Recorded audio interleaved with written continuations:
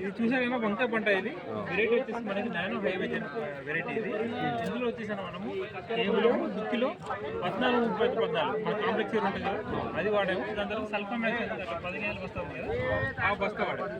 అందుకే దుక్కిలో ఏం వాడలేదు. దాని తర్వాత అది మిక్స్ చేసుకుని దుక్కిలో వేసాము. దాని తర్వాత మనం నాటాము వంకాయ పంటని. అది బెటర్ అండ్ సల్ఫర్ అని చెప్పేసి మనము 90 రోజులు 100 రోజుల పాటు పంటకు అందిస్తూ ఉంటాయి స్లోగా.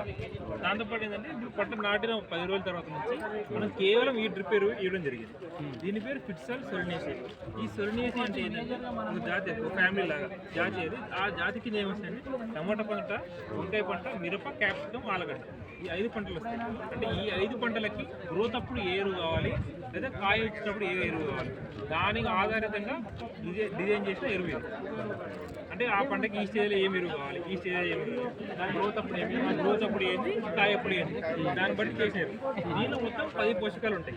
అంటే నత్రని, భాస్వరం, పొటాష్, సల్ఫర్తో పాటు మనకు కావాల్సిన ఏవి పూతకు కావాల్సిన గుంపులు, ఐరన్, బోరాను, మ్యాంగనీస్, కాపర్ ఇలాంటి ఎరువులు కూడా దీనిలో కలిసి ఉంటాయి. మనం మామూలుగా కొనుక్కునేటప్పుడు డ్రిప్ ఎరువు కేవలం డ్రిప్ ఎరువు 319 కానీ 13-045, 02-34, 00 వాడతాం కదా.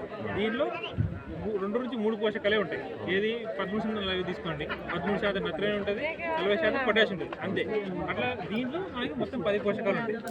పోషకాలతో పాటు మనకి 300 నుంచి 500 మనకి రేట్ ఎక్కువ ఉన్నా కూడా మళ్ళీ మనం కేజీ ప్యాకెట్లు బోరాను, కేజీ ప్యాకెట్లు ఐరన్ కొనకుండా అందులోనే మిల్లునే ఉంటాయి. మనం ఎప్పుడు వదులుకోవాలంటే పంట నాటిన 10 రోజుల నుంచి స్టార్ట్ చేయాలి. ఒక ఎకరానికి రోజుకి 2 కేజీలు వాడుకోవాలి. లేదు డ్రిప్ ద్వారా ఇవ్వాలి.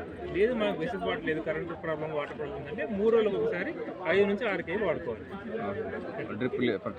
ఫర్టిగేషన్ 3 రోజులకు ఒకసారి 5 నుంచి 6 కేజీలు వాడుకోవాలి. Water soluble fertilizer. పూత వరకు ఇది వాడుకోవాలి. పూత పిందె వచ్చిన తర్వాత పిందె నుంచి మొత్తం మనం గ్రేడ్ 2 వాడుకోవాలి. మనకి నత్రజని, భాస్వరం ఎక్కువ శాతం ఉంటుంది. అంటే వేరు వేస్తే కానీ బ్రాంచ్ దీనిలో వచ్చేసి మనకు పొటాష్ శాతం ఎక్కువ ఉంటుంది. ఆ సైజ్ రావడానికి కానీ బాగా షైనింగ్ ఉండడానికి, ఎక్కువ రోజు స్టోరేజ్ ఉండడానికి కూడా ఉపయోగపడుతుంది. దీంట్లో ఏముంటాయి? పొటాష్ వచ్చి 32%, 14% నైట్రోజన్, 5% ఫాస్ఫరస్, 32% పొటాష్. మళ్ళీ 2 దానిలో కూడా సల్ఫర్ 2% ఎందుకంటే మన తెగులకు దానికి తక్కువ ఉంటుంది.